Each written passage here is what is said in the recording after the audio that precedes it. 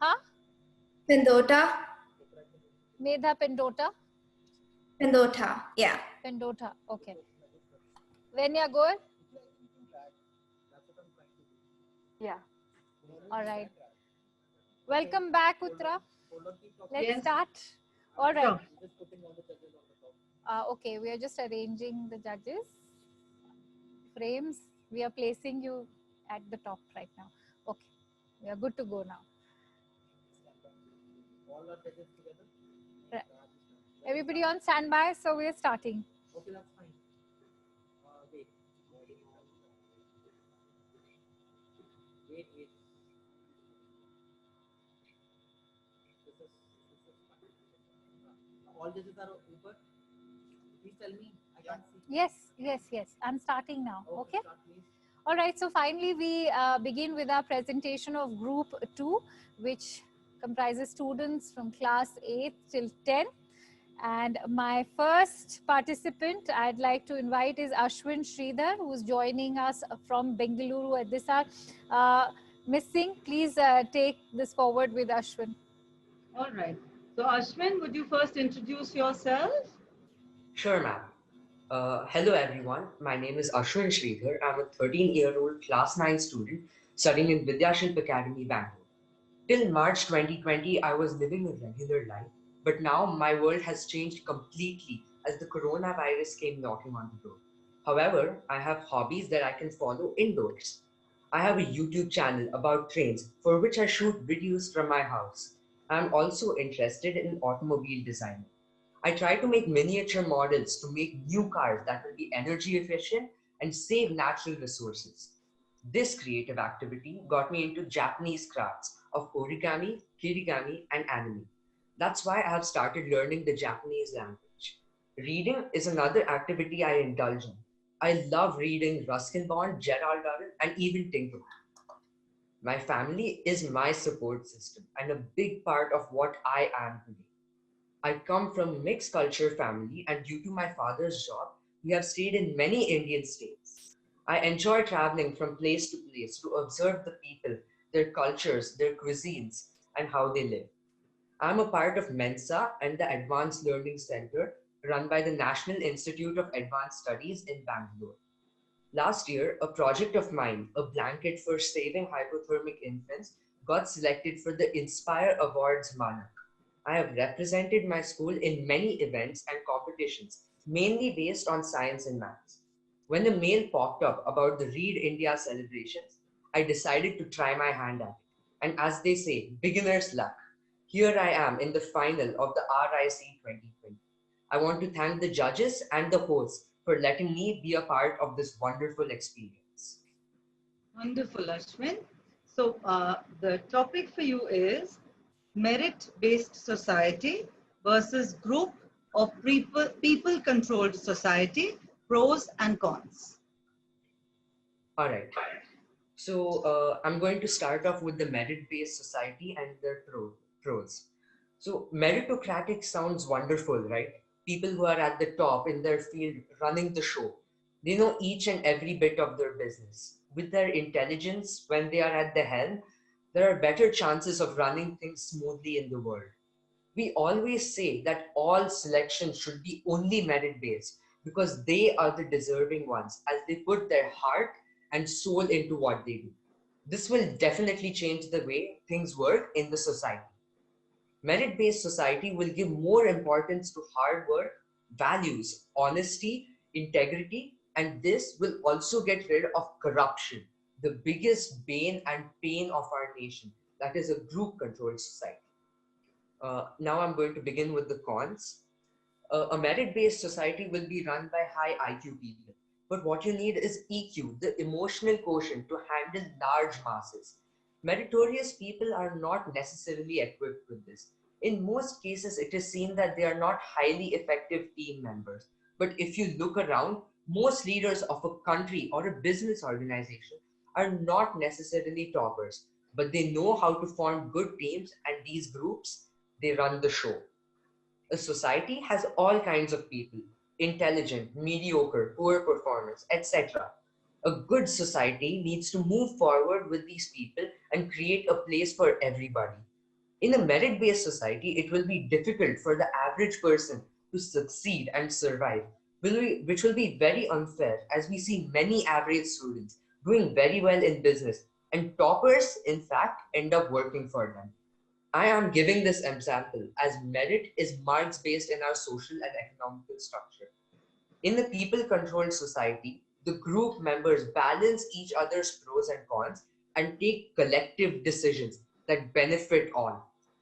In a country like India, good schools and colleges, libraries, nutrition, transport, etc. are not available equally to all. This puts several talented people in the backseat as they don't get equal opportunity and that merit or skills may not come forth. In a merit-based society, they will be at a disadvantage. There is a fear of merit-based society turning into an autocrated society. As they say, great minds think alike. So a meritocratic society may not accept views different from theirs and may not accept people who think different. A good society should be a mix of both merit-based and group control to balance each other. Thank you. All right.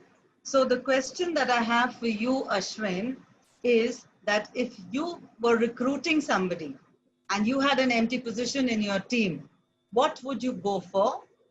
Merit or giving equality and social justice and equal opportunity, and why? I would definitely go for merit because it is a selective position. Only a certain number of people can go into that position and handle that part of the company. So if I want to give a chance to others, it can be for a common job. Now, maybe something for calculating numbers. If you have to calculate the numbers, how many customers have been there, how many products have been created, then it is fine to nominate anybody who knows the basics of math.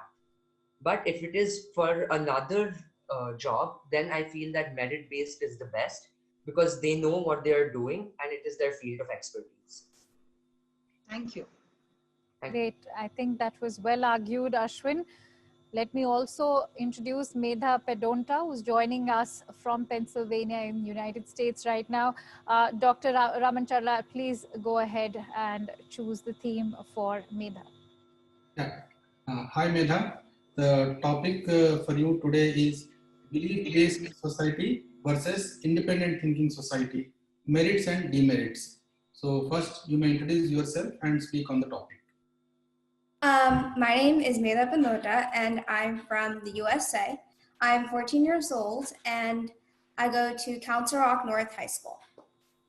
Some things that I like to do in my free time, or just general my hobbies, are I like to dance.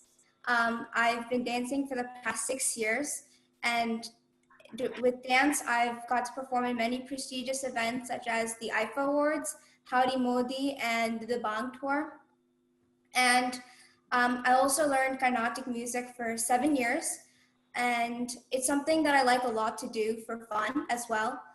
And my main hobby is definitely reading. I love to read a lot. I like to read books, fantasy, realistic fiction. Some of my favorite books are the Harry Potter series and Fault in Our Stars by John Green. And something that I like to mention is my family is definitely my biggest support system. They always, even if I'm not doing well in what I want to do, they always are there to support me and stay by my side through thick and thin. Okay. Yeah, that's nice, Medha. Now, can you go on with your topic? So could you repeat my topic again? Belief-based society versus independent thinking society, merits and demerits. Okay, so a belief-based society is something that you strongly believe in, and it's what your morals are and what your strengths are, and your merits of that could be it sticks by you through something, and you really have a strong belief in it, which means that you're very determined about it, and you try to stay through it throughout any time. And a con can be that you will end up sometimes if you believe in something a little too much, it might not always turn out how you want it to. And it can definitely like completely backfire on you or like stuff like that. Okay. You're done with that? And knowledge-based society is when it's more about like doing something from your mind, and it's not really money-minded as well. And it's more on like cultural influences, and it's like because it like their knowledge technically shapes you, it defines who you are, and it can also have a cultural impact on it too, because it gives us like limited creativity as well, so that can be like a con. And the pros of it is you have more general knowledge about something, so it can definitely impact you in a way that it makes you a lot smarter and a lot better. Yeah. Okay. So, Mela, I have a small question for you.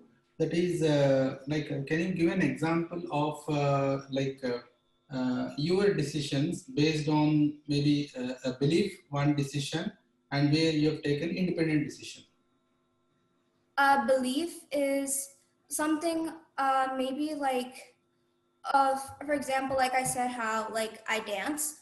My independent beliefs are like some general stuff, like if you do this to sort of like, I know like I do Bollywood dance, so but like generally like a belief that I have is that like normally classical dancers, they have more like advantages because they can do many sort of styles and many different sort of dances. But I just decided to make the decision of taking Bollywood because I know that even I can do anything without like having that culture, that classical background. Yep. Thanks, Mela. Thank you. Thank you, Medha, and thank you, Dr. Raman Charla. I'd like to introduce our next participant. That's Neha Priyan, who's joining us from Karnataka. Mr. Panisetti, please go ahead.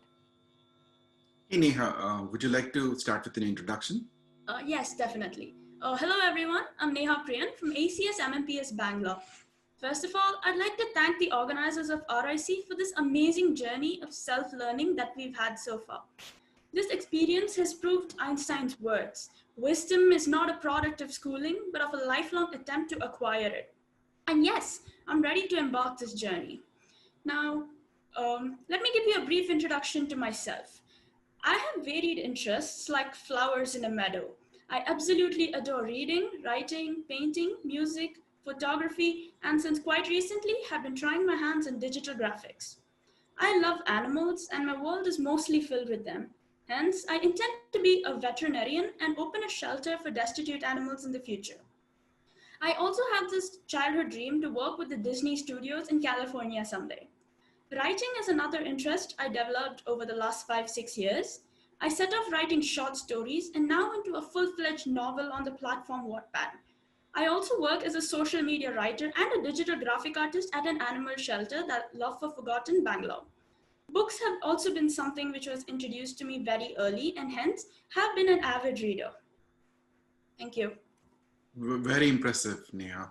So the topic for today for you to talk on is leadership styles, like values or valuables, greed or honesty, service or grandeur.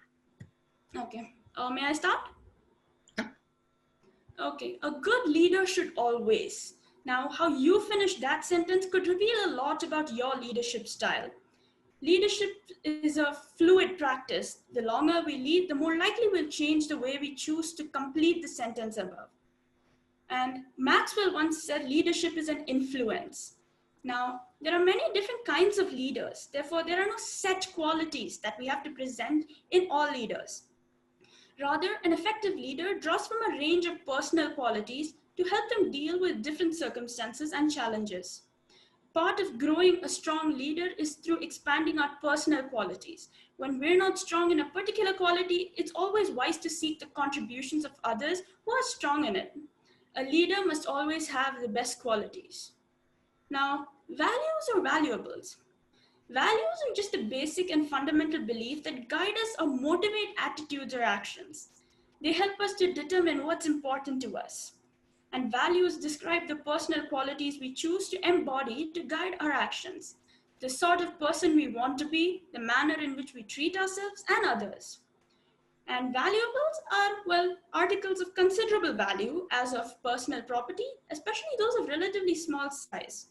They say rubies, diamonds, emeralds are valuables because they're expensive and cost a lot of money. But is it more important than values?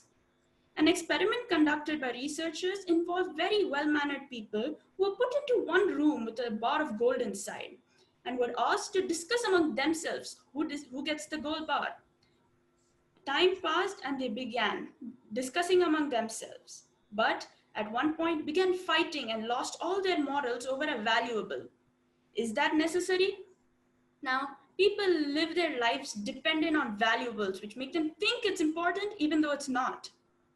Values specify a relationship between a person and a goal. It's a relational in the sense that one person may value loads of things, but what valuables are not that important. For example, a person who values honesty might blow the whistle on financial wrongdoing by the superior, whereas another person who values loyalty may remain silent. This is an example of values conflict. Valuables make people greedy. In an experiment conducted by the scientists, the people in the room could not go 10 minutes without fighting over a piece of gold. Greed or honesty? According to studies, though people prefer valuables, like mentioned, most people prefer honesty over greed. A University of Michigan involving 17,000 subjects in 355 cities showed that honesty, not greed, may be making the world go round. There have been scenarios where even the homeless and poor people have returned empty wallets or found on the streets, even if it empty or not, even if it got a lot of money in it and they're in need of it. People respect those who are honest. India became independent with the help of one man who lived of honesty, our Mahatma Gandhi. Now, even though everyone has met a reasonable need and more, they are utterly unable to redirect their drives and desire to others and higher things. Service or grandeur? What is service? On the sound, it sounds so simple. The act of identifying needs and working to fulfill them. Service is often thought as oriented to others, but the target should often be yourself. More broadly, service can be thought as the direction of one's energy flow. And now, grandeur can be described as one word, luxury. A person... Right. Neha, I'm sorry to have intervened, but you're exceeding 3 minutes. Oh, okay. I apologize. That's all right. We're running short of time. Otherwise, I would not have intervened. But Mr. Panisetti, please go ahead and take your question. Quick question for you, Neha. Yes. So the question is like, let's say if you are a leader in a particular business, let's say your digital marketing space that you were talking about. Let's say if you have to take a very tough decision, what kind of thought process would be there going on in your mind? It again depends on what type of decision I'm trying to take. So there are various type of decisions, and like you mentioned, my digital graphic area.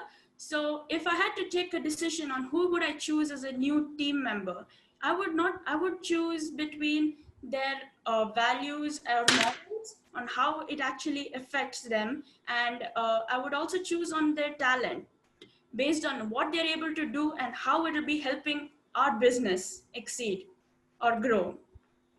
Then another major thought I'd put into my head would be, is it based on the resumes or whatever they send in, who actually deserves it more would be the basic thought process on how would I choose a new person. There are various other requirements, but then I would actually go for the one who deserves it the most, because that's what a true leader is, giving opportunity to all, especially the ones who deserve it. Thanks, Neha. Great. Thank you. Thank you, Neha. Thank you so much. Let me now go across to our fourth participant, Ritoja Chattopadhyay, who's joining us from Bengaluru. Miss Singh, please take it forward with Ritoja. Ritoja, would you please introduce yourself? Yes, ma'am. A very good morning, afternoon, and evening to one and all present here. I hope that you're all having a fabulous day. My name is Ritoja Chattopadhyay. I'm in class 10th and I'm studying in Army Public School, K. Kamraj, Bangalore. I was born in Kolkata and I've frequently moved to many different states and cities, as my father is an oral and maxillofacial surgeon serving in the armed forces. This defense background is what has shaped my personality and has made me the person that I am today. Moving every 3 years, meeting new people, making new friends, turns any person into an extrovert. Growing up in this type of environment brings out the best in a person, hence making them complete. This is also the reason why I developed an interest in speaking and debating. I am passionate about singing, dancing, drawing, and reading. And writing is also another hobby, which is slowly turning into a passion. I aspire to be a lawyer and work to secure the rights of each and every citizen. And in this, I am wholeheartedly supported by my biggest strength, which is my family. Wonderful. So Ritoja, the theme for you is there a need to introduce global citizen element in school education system, keeping the local flavors? Yes, ma'am. Now, may I start? Yes, please. Children are like wet cement. Whatever falls on them makes an impression. Do any of us know that right at this moment, so many young children with bright and open minds are being taught to hate another country, which their country is rivals with?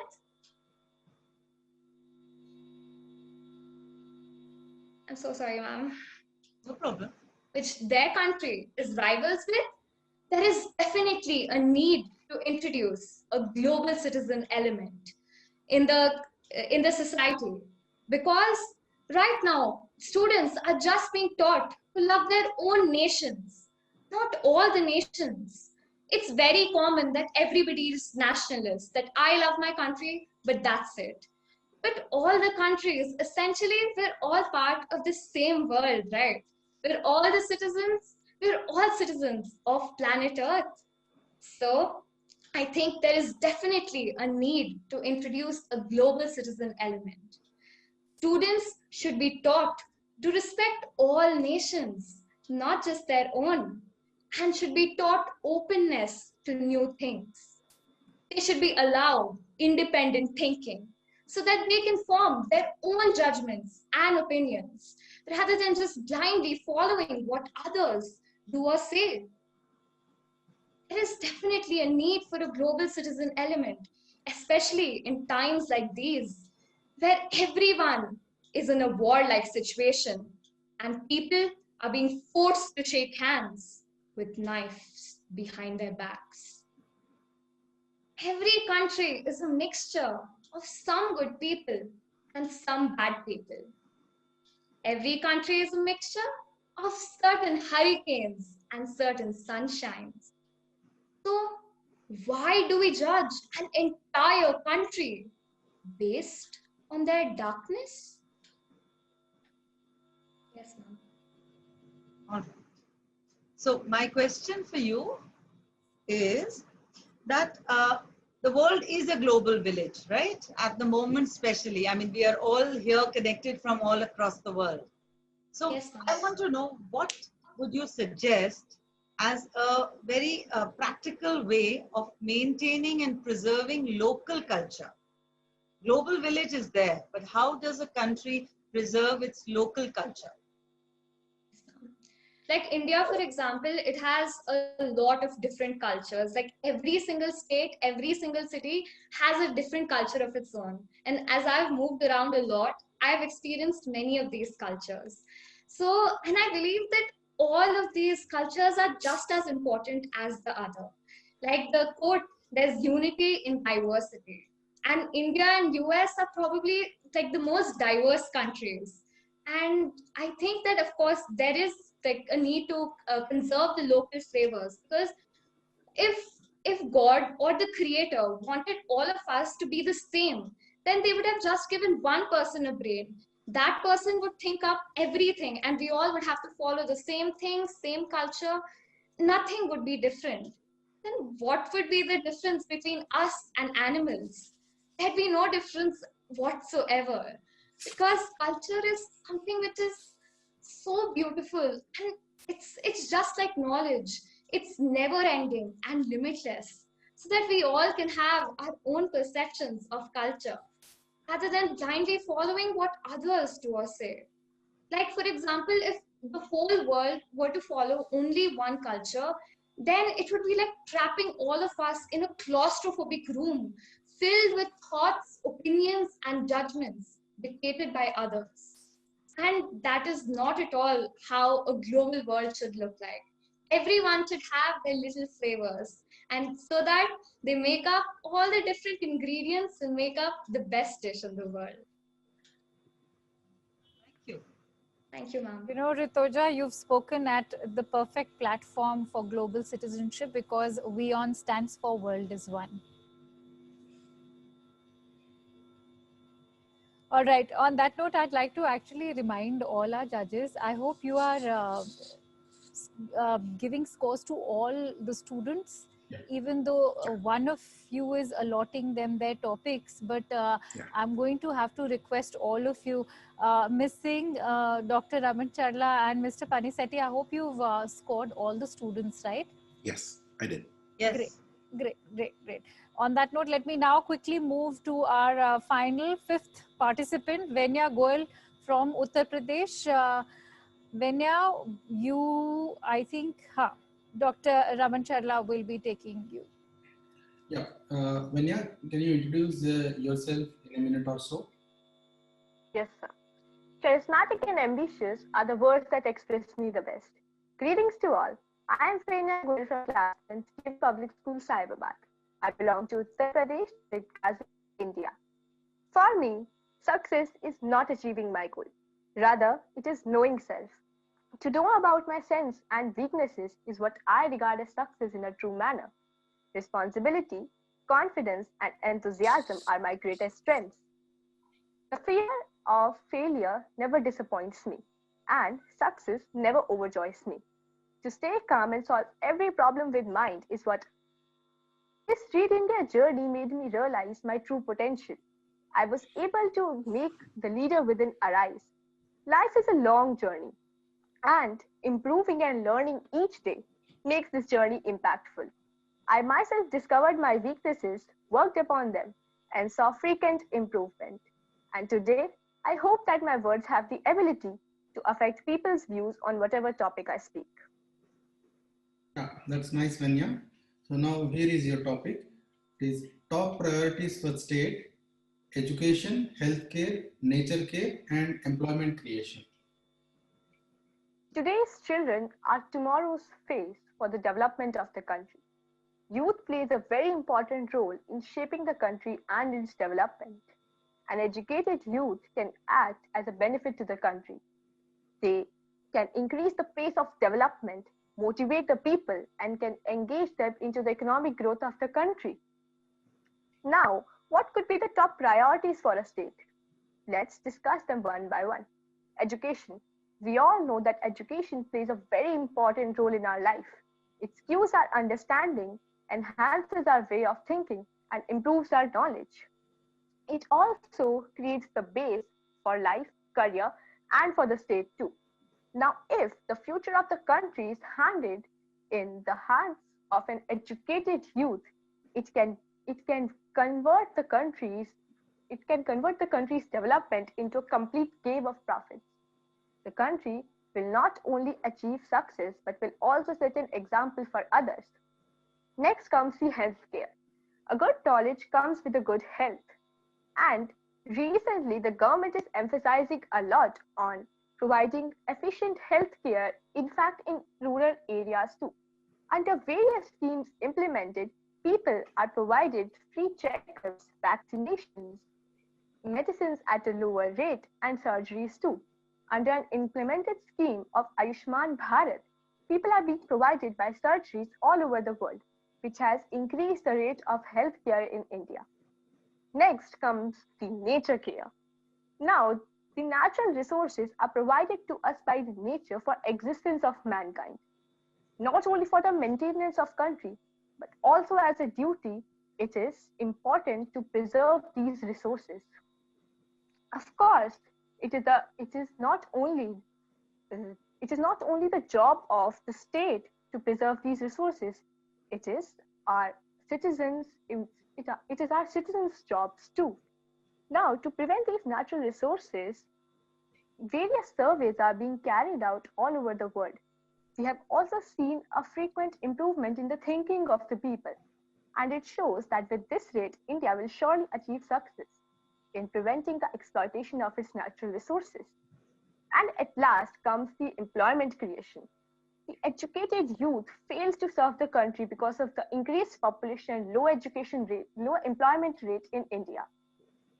Government has implemented schemes like Skill India to ensure that the youth can set up their own businesses. They are being provided with ideas, capitals, etc. And I believe that if the employment rate keeps on increasing with the pace it is, it can surely benefit the country. Along with these all top priorities, the state should also focus on empowerment of women in the society, prohibition of exploitation of workers, a healthy competition and opportunity for all.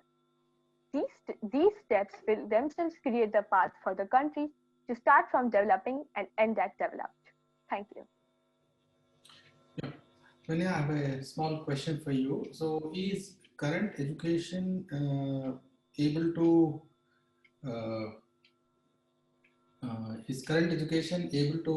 make equal society? It is my comment is on gender equality. Yes, sir. I would like to share my own experience. As we all know that empowerment of women has been a highly debated topic since some years. It has also shown improvement in the status of women in the society, but somewhere now it is arising like the women are being given more recognition and the men are given less. So here gender equality is still not being equalized.